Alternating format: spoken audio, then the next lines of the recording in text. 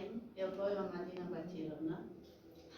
I'm a senior teacher of Shahzad State Pedagogical Institute, and today we're gonna learn some English lexicology, the aspect, and our today's lecture theme, vocabulary of a language as a system. And before beginning our theme, our lesson, little reminder, we will remember some English languages and the levels of languages. They are divided into phonetics and phonology, and it studies all sounds and all system sounds. And the next, morphology, and they study forms and words. And the next one is syntax, and syntax is studies clauses and sentences. And semantics studies the meaning of various kinds, and pragmatics the language used. And our today's plans, we will learn the first one, neologisms, and the second one, types of semantic relations between words, and classification of vocabulary units. So, vocabulary as an adaptive system. Vocabulary is constantly adjusting to the changing requirements and conditions of human communication and cultural and other needs. Language, if we talk about the language constantly developing but systematic whole. Groupings of words within vocabulary are the result of the analysis of various relations between words. And our first content, neologisms. Neologisms are produced by nearly all means of word formation existing in a given language. And sources of neologisms are extremely varied, so it's often difficult to state unambiguously when exactly a word stops being a neologism. And neologism learns dictionaries of neologism. And if we talk about technologisms or technic neologisms, they are acronyms, dialects, and various coinages. Acronyms, if we talk about acronyms, we can give examples. They are IMH or maybe ILTS, and safer. And dialects, we can give example, lol speak, and various coinages. For example, to friend and to unfriend, to like, to unlike. And the webinar, pretending to be using a phone when in fact you are not phone-eyeing. And tweet, the word tweet, we know this word and it is a new word for us. And if I meet my social media followers in a real life, I am indulging in a tweet up. It means that the meetup, tweet up, it's a definition meetup. And for tweets, a contraction of Twitter peeps, itself a contraction of Twitter people. Tweeps, they are Twitter people's names. And if I can't drag myself away from this particular social media service for even a moment, I may be a borderline Twitterholic. Twitterholic, this means is my fluence in speaking. Twitterholic, like alcoholic maybe. And Twitter will be hard to dispute by anyone else in the Twitter sphere, like atmosphere. I might even win the approval of the LA Twitterate, so long as I don't embarrass myself by sending dupes. Dupes means it's a drunken tweets. So, types of semantic relations between words. Our next plan. There are three types of semantic relations between words, and they are: the first one, proximity. Proximity is a partial similarity of meanings of words. And the second one, equivalence, implies full similarity of meaning of two or more language units. Extremely rare in case of separate words, could be observed more regularly in case of phrases. And we can found this type morally phrases, and the third one is opposition. Opposition, the contrast of semantic features, and lexicogrammatical group. When we talk about a lexicogrammatical group, a class of words which have a common lexicogrammatical meaning, common paradigm, the same substituting elements and possible characteristic set of suffixes, rendering the lexicogrammatical meaning.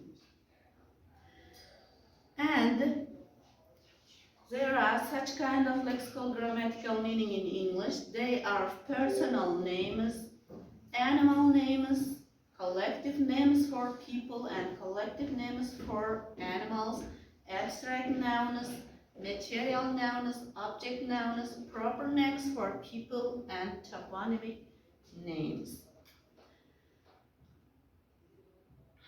And word families. What is the word families? It is the word groups. And word grouping according to the root morpheme. For example, the word dog. When we add the suffix I and ch, we make the new word dogish, or to dog, or we can put another word to dog. They may be dog days and new word, and dog cart maybe, and etc.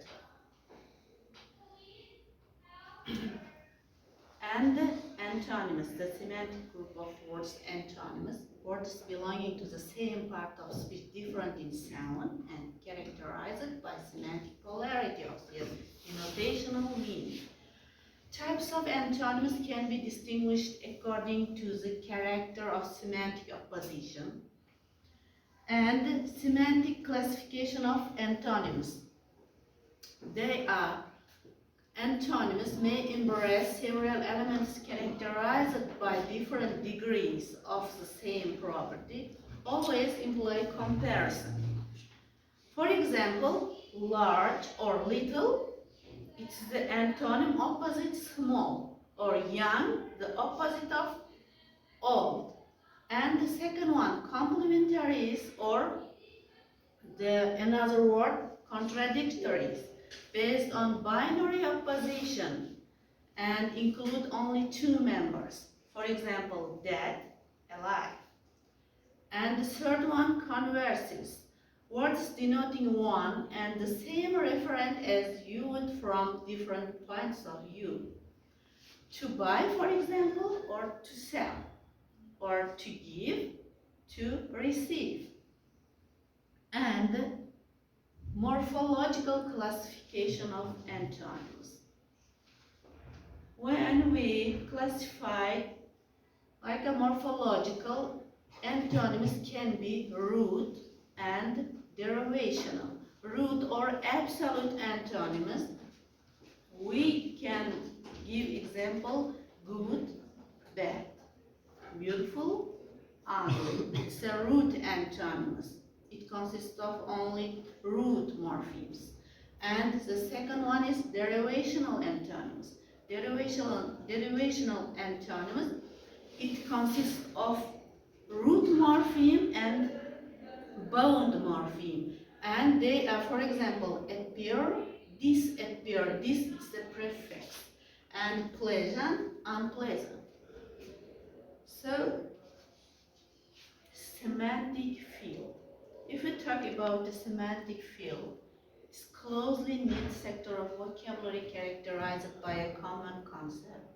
Members of the semantic field are not synonymous components, but are joined together by some common semantic component, common denominator of meaning. For example, concept of kinship. What does it mean, kinship? Our family members. Concept of color, parts of human body, or maybe vegetables or fruits. And semantic ideographic groups. Groups of words joined together by common contextual associations within the framework of the sentence and reflecting the existing link between things and event in reality. Contextual associations are formed as a result of regular co-occurrence of words in similar, repeatedly used contexts.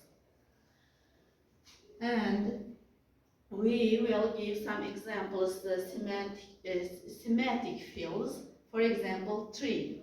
Tree is the object, and we can add some words like based on tree, grow, green. And we think about the word tree, we know it's grow and it's green. And journey, we can talk or we can think about a journey. We can know we need train, maybe taxi, maybe such kind of transport. Sunshine, and when we think about this word, we can imagine the brightly blue sky. And semantic groups are independent of classification into parts of speech. And next one is hyponymy. Hyponymy, semantic relationship of inclusion existing between elements of various links. Vehicle, for example, it's a car, and bus, and taxi maybe. And horse, it's the animal. We think we talk about, or we will think about the horse, or we will hear this word. We think it's an animal. And table, we will think, or we will talk about this word table. We will imagine this word is a furniture. And hyponymic relationship exists between the meaning of the general and the individual terms.